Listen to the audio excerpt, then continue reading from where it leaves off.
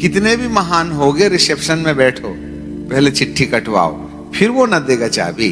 अब रिसेप्शन में किए बिना सीधे की सीधे चढ़ जाइए, बोले आधार कार्ड, पहले आधार कार्ड। सर अभी आधार कार्ड दो, कमरे में नहीं अभी दो। जब तक कंप्यूटर में चढ़ेगा नाम नहीं, तब तक कि तुमको कमरा नंबर 11 कैसे मिलेगा। ऐसे ही स्वर्ग वो रूम है जहां हमें रहना है, पर 10-15 मिनट तो रिसेप्शन में रहना ही पड़ेगा। आपको मालूम है ये रिसेप्शन और कुछ नहीं है, 1000 साल का राज्य है जो इसी पृथ्वी में हमको रह के राज्य करना है। स्वर्ग में राज्य नहीं करेंगे हम, स्वर्ग को भोग लगाएंगे, राज्य धरती पर करेंगे। इसलिए प्रभु जी ने हमको एक नए आकाश, प्रकाशित वाक्य 21, ठीक है, ये गॉस्पेल की एक नई फाउंडेशन है जो अब तक छिपी हुई थी। फिर मैंने नए आकाश, तो पुराना भी होगा, और नई पृथ्वी तो पुरानी भी होगी, देखा। पहला आकाश चांद सूरज वाला, और पहली पृथ्वी नदी पहाड़ समुंदर वाली जाती रही, और समुद्र भी न रहा। अरे वो वाली दुनिया में समुद्र का काम नहीं किया। हाँ, कौन सी है ये दुनिया, कहां बसाएगा प्रभु, इस दुनिया के बारे में कल्पना कहां है। मेरे प्रभु के दिमाग में तो है। वो साफ कहते हैं, यशायाह की किताब लिखते जाना, यशायाह की किताब, और उसका 65वां अध्याय पहले पढ़ लेते हैं। बुक ऑफ आइजिया चैप्टर 50, ऐसा करते हैं 65 पहले पढ़ेंगे। 65 बुक ऑफ आइजिया चैप्टर 65 एंड 17 पद। क्योंकि देखो मैं नया आकाश और नई पृथ्वी उत्पन्न करता हूं, हे प्रभु, तो पुरानी भी होगी। हाँ है ना, यहां तंबाकू बीड़ी सब चलती है, परंतु वहां नहीं चलेगी, वहां मोबाइल का नेटवर्किंग नहीं होगा। इसलिए जितना मजा मारना है मार लो, उस वाले आकाश में टावर ही नहीं रहेगा। क्योंकि हमने ना ये मोबाइल के टावर से पूरी धरती और दिमाग और बदन पूरा गंधा दिया है। इस मोबाइल ने हमारे अंदर इतनी बदबू पैदा कर दिया है, जहां भी सूंघो ना तो बदबू के अलावा और कोई बात नहीं आती है। खैर आगे चलते हैं। सो यहां पर बाइबल का परमेश्वर कहता है, क्योंकि देखो मैंने नए आकाश और नई पृथ्वी उत्पन्न करता हूं, और पहली बातों का स्मरण भी न रहेगा और सोच विचार में भी न आएगा। इसलिए जो मैं उत्पन्न करने पर हूं,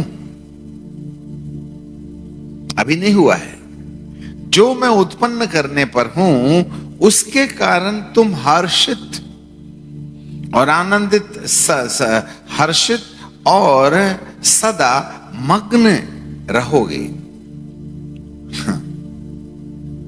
तो हर्ष और मग्न कहते हैं ना, अरे ये तो अपने गाने में मगन है। एक खाना खा ले रे, एक खाना खा ले, मगन है।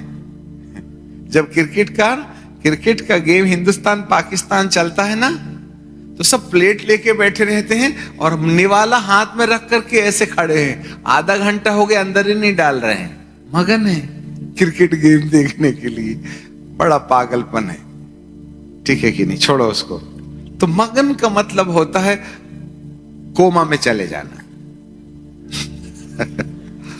जिंदा जरूर है, सांस जरूर चलती है, परंतु हमको किसी की कोई फिक्र नहीं है, मगन। ये दशा मनुष्य को कब प्राप्त होगी? हर्षित, हाँ? हर्ष और खुशी, हर्षित होना और खुशी। जब कभी कोई वस्तुएं हमको मिलती हैं तो हमें खुशी होती है। हम एक अच्छा सूट सलवार या पैजामा कुर्ता या XYZ कपड़ा पहन के आए और बार बार लोग बोले, अरे सर क्या दिख रहे हो आप, आज ना जवाब नहीं है, तो हमको क्या लगता है, वाह बल्ले बल्ले, ठीक है। नया घर है, आइए देखिए, ये टोटी लंदन की है, टाइल्स अमेरिका की है, बाथरूम भी खोल के दिखाते हैं जैसे हमारे घर में है ही नहीं।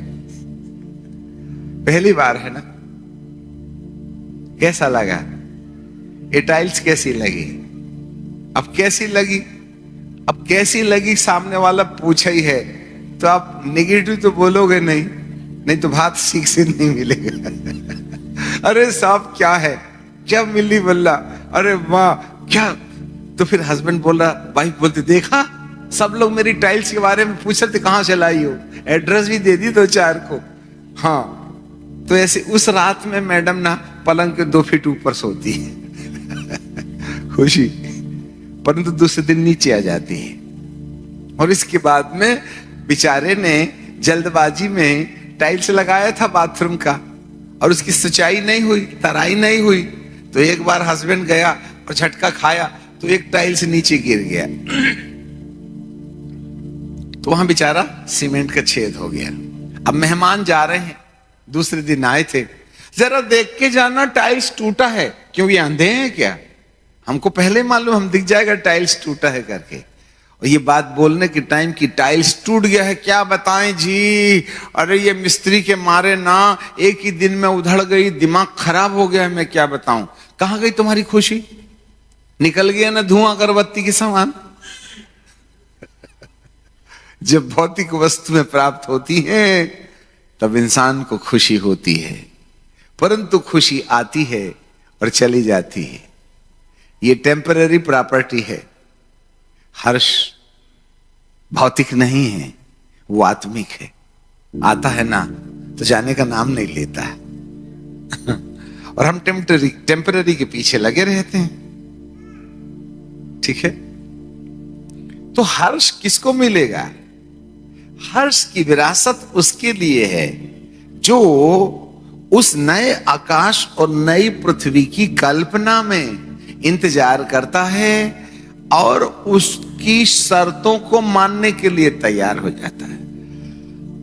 हम बहुत वचनदार बात बोल रहे हैं, ध्यान से सुनना। जब कोई व्यक्ति नए आकाश और नई पृथ्वी की सत्यता को जानकर उसमें प्रवेश की कल्पना स्थापित करता है और इसके बाद उन शर्तों को मानता है और धीरज के साथ उस समय का इंतजार करता है कि जब मैं इस नए नगर में जाऊंगा जहां सूरज उगता ही नहीं है तो डूबेगा कहां से, वहां उजियाला ही उजियाला होगा। जब ये विचार हमारे अंदर में आ जाएं और हम उनकी शर्तों को मानने लगे तो इस दशा के बाद अंदर से कुछ सोते ऐसे फूट जाते हैं जिसको हर्ष का सोता कहते हैं। और ये सोता जब अंदर से टूट जाता है, फूट जाता है, तो तुम्हें कोई रोटी नहीं भी देगा ना तो हमारे गाल अंग्रेजी के 8 नंबर जैसे रहते हैं, और नहीं तो तुमको कितना ही सोना दो ये मुंह लटकता अंग्रेजी का 6 नंबर वाला चेहरा ऐसा दिखाई देता है। अब आप ये बताइए, आपके चेहरे में 6 नंबर दिखता है कि 8? 8 बोले तो दोनों गाल बाहर और 6 बोले तो और जब से महामारी आई है 2020 और 21 के बाद से, तो भैया डिप्रेशन तो मान लो हमारे बॉयफ्रेंड गर्लफ्रेंड के साथ घूम रहा है। सुबह देखो तो टेंशन, शाम को देखो तो टेंशन, कारण कुछ नहीं, tension, no peace no joy at all. Why? ऐसा क्यों होता है? यहां हर्ष, क्योंकि कोरोना की महामारी ये कोई ईश्वर की ओर से नहीं लाया गया, वरन हमने परमेश्वर से दूरी बना करके दुरात्माओं के साम्राज्य को आने का रास्ता खोल दिया। बीते दिनों में जब ये महामारी आई तो लोगों ने हमसे सवाल किया, उसी समय से हमने YouTube सीखा है। तो किसी ने पूछा ये बीमारी जो है वह परमेश्वर की ओर से आई है कि शैतान की तरफ से आई है? हमने कहा प्रश्न पूछने वाले ने बड़ी होशियारी से पूछा है और दोनों जगह तीर मारेगा हमको। हम कहें परमेश्वर की ओर से तो कहेगा पटाओ ना उसको, बोलो कि इसको रोके। और हमारे प्रार्थना से कोरोना रुकने वाला था नहीं। हाँ, प्राइवेटली एक दो को चंगाई मिल गई होगी, पर मध्य प्रदेश और इंडिया को छोड़ के नहीं न गया है। सारी दुनिया प्रार्थना कर रही थी, जाने के बजाय और बढ़ता गया। हम कहें शैतान ने डाला है, तो आप कहेंगे शैतान में इतना पावर कि खुदा भी फेल हो गया। तो कोरोना महामारी जो थी ना, उसको ना तो शैतान ने लाया है ना परमेश्वर ने लाया है। तो फिर आ कैसे गया? हमने बनाए। ये हमारा प्रॉब्लम। यदि 2020 के पहले आप दुनिया को देखो, इतनी व्यस्त थी कि खुदा भी तुमको देख के परेशान हो जाता था। इसलिए दुआ करने के लिए 2 साल दिया था, चलो। और पुलिस वाले भी रोड में डंडा लेके खड़े रहते थे, चल दुआ में घुस, देते थे दनादन। पर हमको तो अंदर जा करके बाइबिल दुआ तो आई नहीं, बीबी के साथ कबड्डी खेलने लगे। और जितना ज्यादा तलाक का कार्यक्रम 2020 जितनी ठुकी हैं पत्नी लोग, वो सब 2021 में ठुकी हैं। आज तक इतना दानवीय तांडव पति की तरफ से नहीं आया।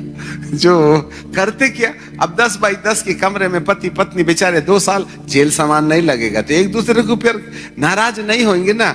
एक हमारे गांव में एक कहानी है। उसको बोलते खुरियाई बिल्ली खम्मा नोचती है। मतलब जो बिल्ली नाराज हो जाती है ना, वो जबरदस्ती खंबे को ही नोचते रहती है, उसका माथा खराब हो गया है।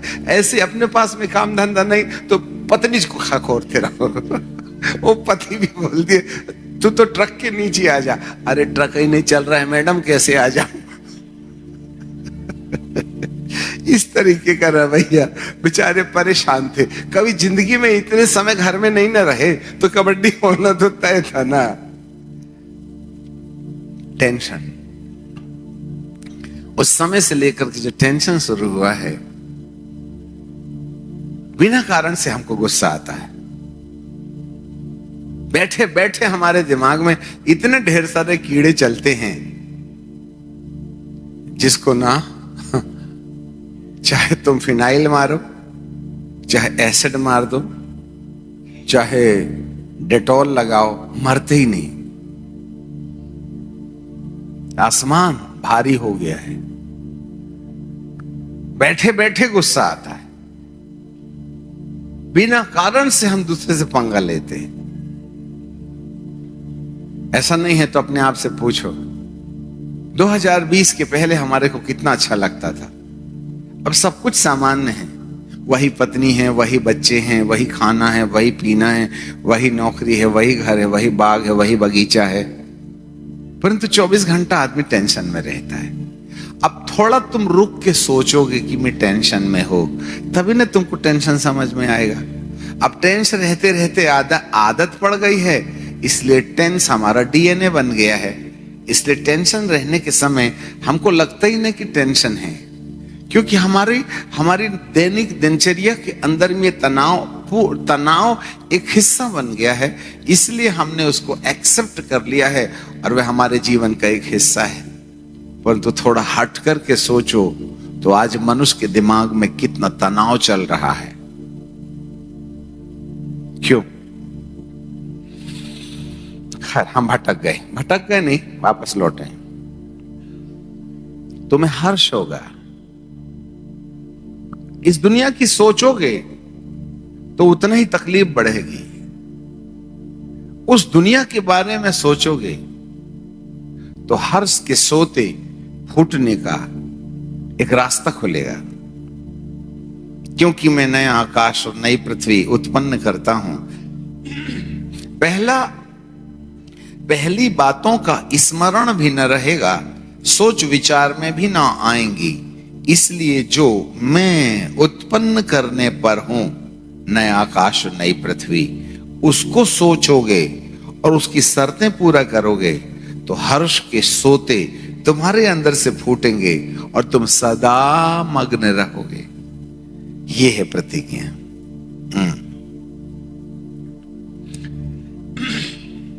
नई दुनिया बनाने गया प्रभु जी। 66 अध्याय और उसका 22 पद, आइज़िया 66 एंड वर्स 22। यहां लिखा है, जिस प्रकार नया आकाश और नई पृथ्वी जो मैं बनाने पर हूं, अभी बनी नहीं है, बनाने पर हूं, मेरे सन्मुख बनी रहती है। वाह! नया आकाश, तो पुराने आकाश में हम रहते हैं, पुरानी पृथ्वी में हम रहते हैं। हमारे लिए प्रभु नया आकाश और नई पृथ्वी बनाने जा रहा है, और यह अभी उसकी कल्पना में है। एक दिन उसको साकार करेगा। उसी प्रकार तुम्हारा वंश, इसी प्रकार तुम्हारा वंश और तुम्हारा नाम भी बना रहेगा। पर आपको मालूम है, तुम्हारे नाम को जिंदा रखने का एक ही रास्ता है कि तुम्हारे माथे में मैं अपना नाम लिखूंगा। हमारे बाप ने जो नाम रखा ना, वो ऊपर लागू नहीं होगा। यदि ऊपर जाना ही है तो प्रभु अपना नाम दे देगा तुमको। अब कौन सा नाम देगा अपने को भी नहीं मालूम, तो हम तुमको क्या बता दें। ये है नया नाम।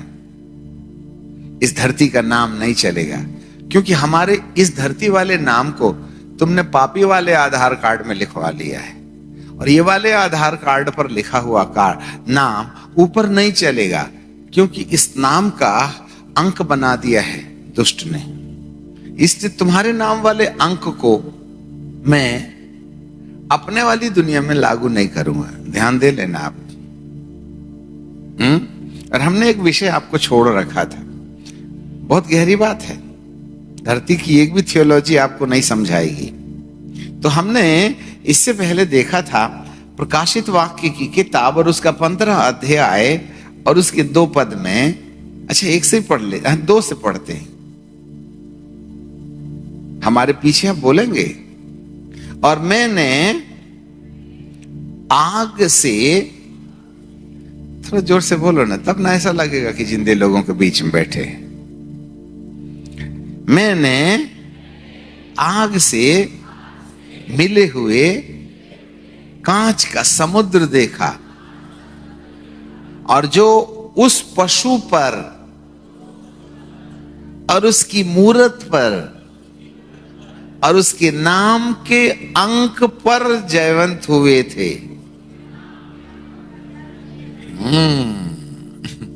अंक पर जयवंत हुए थे। हाँ, अंक तो दिया किसने है अंक?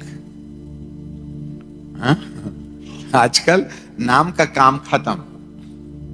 अभी हम गोंदिया से एयरपोर्ट में गए, तो जैसे ही गए उन्होंने कहा हेलो अमोद सिंह। मैं बोला यार, मेरी टिकट मेरे पास, आधार कार्ड मेरे पास, तुमने हमारा नाम ले लिए। अरे साहब, मैं बोला आइडिया दो हमको, बताया नहीं बंदा। हमारे हाथ में फ्लाइट टिकट, आईडी कार्ड मेरे पास, पहुंचते बराबर काउंटर में वो मेरा नाम लेने लगा। यही हुआ एक बार जब हम अमेरिका गए, तो वो येलो लाइन में खड़े थे और थोड़ा आगे गए, तो जैसे काउंटर में गए, हेलो मिस्टर आमोद सिंह। मैं बोला पासपोर्ट मेरे पास, वीजा मेरे पास, सब कुछ मेरे पास, तुमको नाम कहां से पता चल गया? अब कोई जानता ही नहीं उनको नाम कहां से पता चल जाता है। फिर भी वो हमारे मुंह से उगलवाते हैं तुम्हारा नाम क्या है, कहीं तुम गलत तो नहीं बोल रहे हो। तो आपको मालूम है, आपके पासपोर्ट के अंदर ऊपर और बाहर के पन्ने में कुछ ऐसे सिम के समान कुछ लगा हुआ है, जो येलो लाइन आने से ही सैटेलाइट के द्वारा तुम्हारा पूरा डिटेल उसके कंप्यूटर में आ जाता है। अब जब कभी भी आप एयरपोर्ट में जाइए तो कहते हैं ये कैमरे की तरफ झांको, तो जैसे ही हम कैमरा में झांकते हैं तो हमारी फोटो वो रीड करता है, क्योंकि आधार कार्ड में भी तुमने आंख की फोटो खिंचवाई थी। और जैसे ही आप आधार कार्ड में अपनी आंखों का पिक्चर देते हो, वही हमारा परिचय पत्र है। और जैसे ही हम कैमरे के अंदर झांकते हैं, और कितने कैमरे कहां कहां लगे हैं, एंट्री गेट से लेकर के कि कौन आदमी अंदर चला गया एयरपोर्ट के अंदर, हमको तुमको नहीं, सिक्योरिटी वालों को पूरा मालूम रहता, 11 नंबर का आदमी अंदर आ गया है। क्योंकि आप देखते बराबर वो आंख रीड कर लेता है और आपका नंबर 11 12 95 वो कंप्यूटर में शो करने लगता है। और यदि वो उसको क्लिक करता है तो उस नंबर